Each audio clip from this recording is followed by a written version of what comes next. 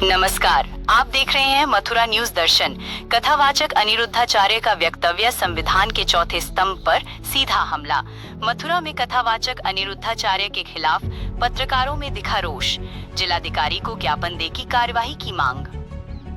राष्ट्रीय पत्रकार सुरक्षा परिषद द्वारा मथुरा में बीते दिवस कथावाचक अनिरुद्धाचार्य द्वारा मीडिया कर्मियों के खिलाफ दिए गए अमर्यादित शब्दों पर कड़ा आक्रोश जताते हुए जिलाधिकारी मथुरा को सभी पत्रकार संगठनों के साथ एकजुट हो ज्ञापन सौंपा।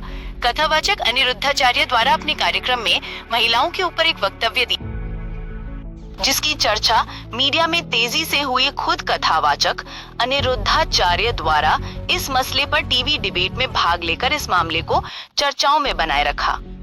कथावाचक अनिरुद्धाचार्य के वक्तव्य के खिलाफ कुछ हिंदूवादी संगठनों ने न्यायालय का रुख किया और 156(3) मामला डाला, जिस पर न्यायालय ने सुनवाई करते हुए परिवाद दर्ज करने के आदेश दिए। इस बात की खबर को भी मीडिया चैनलों द्वारा अपने अपने ढंग से प्रसारित किया। विवादित वक्तव्य खुद कथावाचक द्वारा दिया और न्यायालय ने हिंदूवादी संगठनों की अपील पर परिवाद दर्ज करने का आदेश दिया। किंतु कथावाचक अनिरुद्धाचार्य सस्ती लोकप्रियता हासिल करने के चक्कर में सारा ठीकरा मीडिया के सर फोड़कर अनर्गल आक्षेप मीडिया पर लगाना शुरू कर दिया। कथावाचक अनिरुद्धाचार्य द्वारा दिया गया वक्तव्य मीडिया की गरिमा के साथ साथ संविधान निर्माताओं की गरिमा को भी धूमिल करता है। संविधान निर्माताओं द्वारा मीडिया को संविधान के चौथे स्तंभ का दर्जा दिया गया। कथावाचक अनिरुद्धाचार्य द्वारा दिया गया वक्तव्य संविधान निर्माताओं की सोच और दूरदर्शिता पर प्रश्न चिन्ह लगाता है। संविधान सभी को अपना पक्ष रखने का हक देता है। अगर कथावाचक को किसी मीडिया कर्मी के द्वारा दिखाई गई खबर से आपत्ति है, तो वो उस मीडिया संस्थान से स्पष्टीकरण मांग सकता है, न कि खुद सभी मीडिया कर्मियों पर आक्षेप लगा सकते हैं। इसी बात को लेकर मथुरा के सभी पत्रकार एक साथ एकत्रित हुए और उन्होंने कहा, जिला अधिकारी सीपी सिंह के माध्यम से मुख्यमंत्री के नाम एक ज्ञापन भेज कार्यवाही की मांग की। राष्ट्रीय पत्रकार सुरक्षा परिषद पत्रकारों पर की गई इस तरह की अमर्यादित टिप्पणी को कतई बर्दाश्त नहीं करेगा। मुख्यमंत्री योगी आदित्यनाथ को भेजे ज्ञापन में राष्ट्रीय पत्रकार सुरक्षा परिषद ने मांग की है कि कथावाचक अनिरुद्धाचार्य के वक्तव्य का संज्ञान लेते हुए उचित कार्यवाही सरकार द्वारा की जाए। राष्ट्रीय पत्रकार सुरक्षा परिषद के मंडल अध्यक्ष दिनेश शर्मा और जिले अध्यक्ष चंद्रमोहन दीक्षित द्वारा पत्रकारों का नेतृत्व करते हुए कहा, कथावाचक अनिरुद्धाचार्य को समय रहते माफी मांगनी चाहिए और भविष्य में इस तरह के वक्तव्यों से बचना चाहिए। राष्ट्रीय पत्रकार सुरक्षा परिषद के मंडल उपाध्यक्ष गोपाल चतुर्वेदी ने कहा, कथावाचक अनिरुद्धाचार्य का एक ट्रेंड बन गया है। पहले विवादित वक्तव्य देकर सुर्खियां बटोरते हैं, फिर माफी मांगकर मामला शांत करते हैं, पर इस बार ये तरीका नहीं चलने वाला। राष्ट्रीय पत्रकार सुरक्षा परिषद इस लड़ाई को आगे तक लेकर जाएगी। राष्ट्रीय पत्रकार सुरक्षा परिषद इस मामले की शिकायत भारतीय प्रेस परिषद से कर कथावाचक को भारतीय प्रेस परिषद के सम्मुख प्रस्तुत कर जवाब मांगेगी।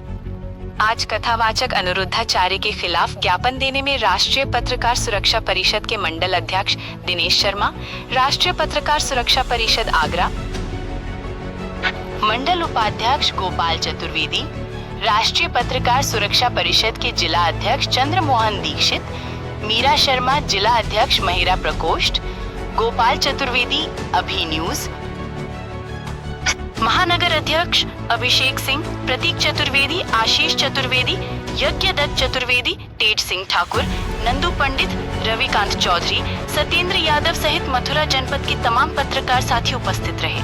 मथुरा से आशीष चतुर्वेदी की रिपोर्ट।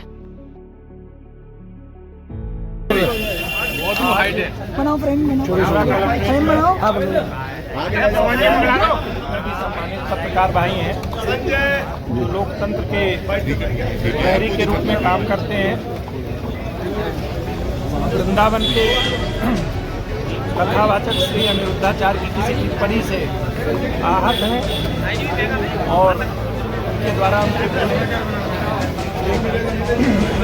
ज्ञापन दिया गया है।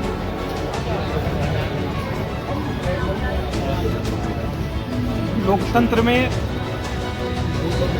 अभिव्यक्ति की स्वतंत्रता है। मेरा मानना है कि हर व्यक्ति को क्या बोल रहा है, गरिमा का विशेष ध्यान रखना चाहिए। जो ज्ञापन मिला है इस पे सहानुभूतिपूर्वक विचार करते हुए मैं अग्रिम कार्रवाई करूँगा।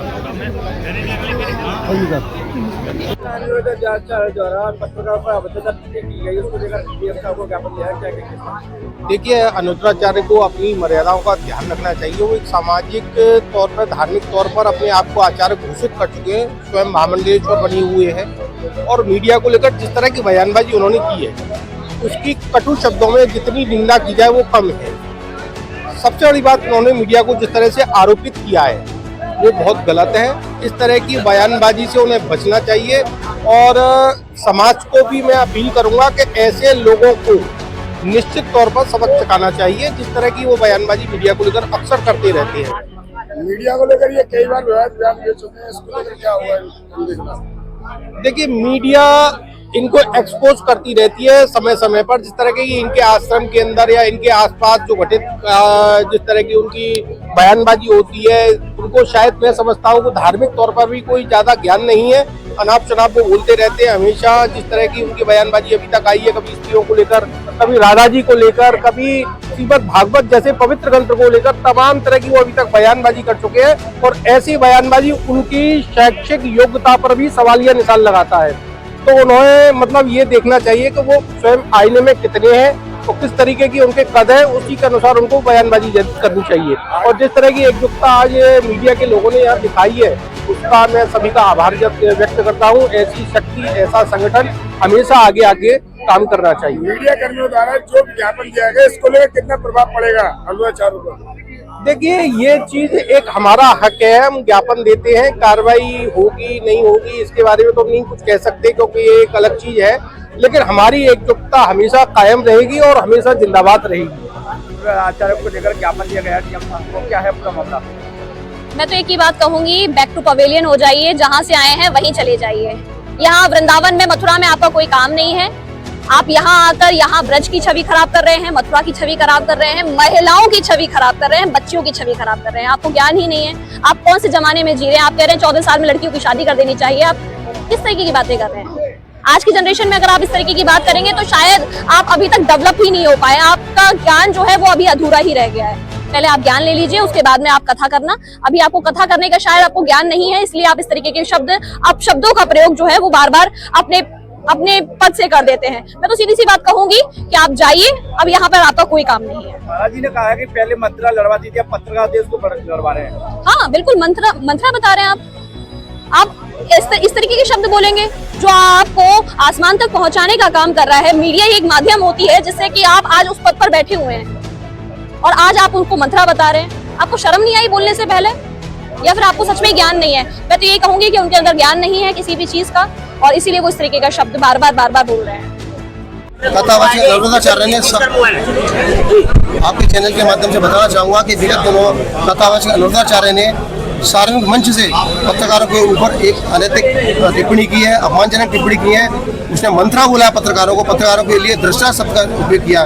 मंत्रा एक रामायण की वो चरित्र पात्र है जिसको दुष्टता के रूप में जाना जाता है। क्या हम दुष्ट हैं? इस अनुद्राचार्य ने पहली घटना नहीं है, इससे पहले भी इसने कई बार कथित टिप्पणी की है। अपनी टीआरपी को बढ़ाने के लिए महिला के ऊपर इसने अवैध अनैतिक रूप से अपमान किया है। अध्यक्ष जी, अभी अनुद्राचार्य ने ये भी बात बोली है कि मीडिया कभी मेरी हत्या करा सकती है। क्या मीडिया वाले हत्या रहे हैं? इसको शर्म आनी चाहिए अनुद्राचार्य को कि जिस मीडिया की वजह से इसकी टीआरपी बढ़ी है, जिस मीडिया की वजह से इसको यश प्राप्त हुआ है, वैभव प्राप्त हुआ है, सम्मान प्राप्त हुआ है, धन दौलत प्राप्त हुई है, जिस मीडिया की वजह से इसके लाखों अनुयायी हुए हैं पूरे देश विदेश में, उस मीडिया को ये गाली दे रहा है।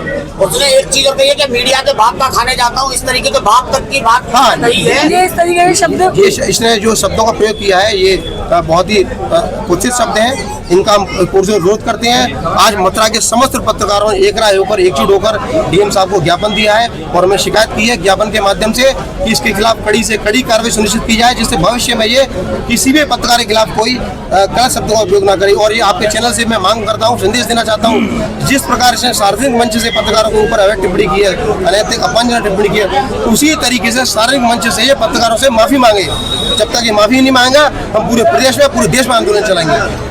लगातार अमृताचार में बयान देते हैं फिर उसके बाद माफी मांग लेते ये हैं। सब टीआरपी का खेल है, ये अपनी टीआरपी बढ़ाने के लिए ऐसा करता है।